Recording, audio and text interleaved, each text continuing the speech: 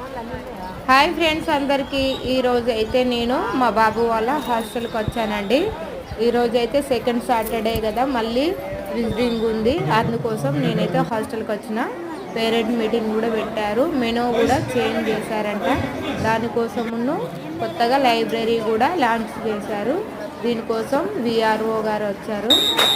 VRO చేతుల అయితే menu అయితే లాంచ్ చేశారు, అలాగే లైబ్రరీ కూడా చేశారు.